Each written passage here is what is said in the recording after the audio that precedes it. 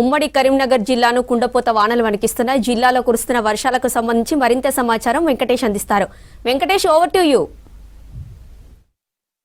కరీంనగర్ జిల్లాలో భారీ వర్షాలు పడుతున్నాయి. గత రాత్రి చిరుజల్లుతో ప్రారంభమైన వర్షం ఉదయం నుంచి భారీ వర్షానికి చేరుకుంది.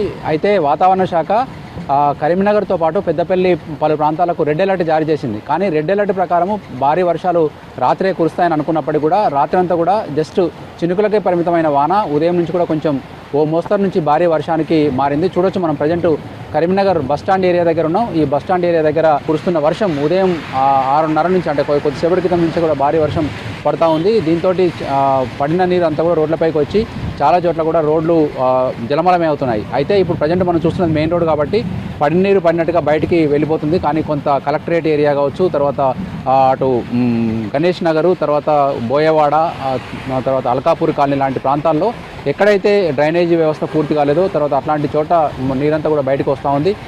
కొద్దిసేపట్లో దీని ప్రభావం మనకు తెలియబోతుంది. ఎందుకంటే రాత్రి అంతా పెద్ద వర్షం పడలేదు కాబట్టి ఇప్పుడే ప్రారంభమైన వర్షం అన్ని చోట్ల నుంచి ఈ వరదంతా కూడా కాలనీలకు వస్తే ప్రమాదం పొంచి ఉండే అవకాశం ఉంది. ఇక ఓవరాల్గా గ్రామాల్లో కూడా పెద్ద ఎత్తున వర్షాలు పడుతూ ఉన్నాయి. ముసురు వానలు ఇవి ప్రజెంటు ఈ వర్షాకాలం సీజన్లో కనుక తీసుకుంటే మొత్తం ఈ ఇయర్ అంతా కూడా ఈ 4 నెలల వాతావరణం కనుక చూస్తే ఎప్పుడు కూడా భారీ వర్షాలు పెద్దగా నమోదు కాలేదు. ముసురు వానలు 2-3 రోజులు పడడము, లేకుంటే 5 నిమిషాలు పడి పూర్తిగా గెరివేయడం లాంటి ఘటనలు మినహా ఎక్కడ కూడా వర్షాలు అయితే పెద్దగా పడలేదు. కానీ ఇప్పుడు వచ్చిన అల్పపీడన ప్రభావంతో మొత్తం జిల్లా వ్యాప్తంగా వర్షాలు పడుతూ ఉన్నాయి. ఈ వర్షాలతోటి ప్రాజెక్టులకు కూడా జలకళ వస్తుందని ఆశిస్తూ ఉన్నారు. మొన్నటిదాకా కరీంనగర్ లోయర్ మానేర్ డ్యాము పూర్తిగా అడగంటిన పరిస్థితి ఉండేది, 5 టీఎంసీలకే పరిమితమైంది. దీంతో ఆ ప్రాజెక్టును నింపాలనే కారణంగా మిడ్ మానేర్కు ఎల్లంపల్లి నీళ్ళని తీసుకొచ్చి అక్కడికి వెళ్ళి వదులుతున్నారు. కానీ నిన్న ఉదయం నుంచి అక్కడ గేట్లు 5 గేట్ల నుంచి 4 గేట్లకు తగ్గించి కేవలం 1 గేటు ద్వారా నీళ్ళు వదులుతున్నారు. ఇప్పుడు శుభసూచకం ఏంటంటే పడుతున్న వర్షాలతోటి లోయర్ మానేర్ డ్యామ్ కూడా మోయతొమ్మిద వాగు నుంచి కొంత వరద ప్రారంభమైంది. దాదాపు 2500 క్యూసెక్ల నీళ్లు లోయర్ మానేర్ డ్యాంలోకి క్యాచ్మెంట్ ఏరియా అంటే వర్ష రూపంలో మనకు వస్తూ ఉన్నాయి. ఎప్పుడైనా కూడా ప్రాజెక్టులోకి వర్ష రూపంలో వస్తే కొంత మేలు జరుగుతుంది. మనకు ప్రభుత్వానికి ఈ పంపులు ఎత్తిపోయడము, లిఫ్ట్లు ఆన్ చేయడము ఇవన్నీ ఖర్చు తప్పుతుంది. అట్లా మనకు లోయర్ మానేర్ డ్యాంలోకి కొంత వరద అయితే చేరుతుంది. ప్రాజెక్టు ప్రజెంటు 905 అడుగులకు చేరింది. మొత్తం గరిష్ట సామర్థ్యం 920 అడుగులు ఉంటే 905 అడుగులకు చేరింది. మొత్తం 13 టీఎంసీలు దాటింది. 5 టీఎంసీల నుంచి నిన్న 12.6 టీఎంసీల వరకు మిడ్ మానేర్ నీళ్ళని తీసుకొచ్చారు. ఇప్పుడు కొంత వర్ష రూపంలో నీళ్లు చేరుతుంది ఆ ప్రాజెక్టుకి. అదేవిధంగా చెరువులకు సంబంధించి చాలా వరకు కూడా దాదాపు 4000 పైచిలకు చెరువులు కరీంనగర్ ఉమ్మడి జిల్లాలో ఉన్నాయి.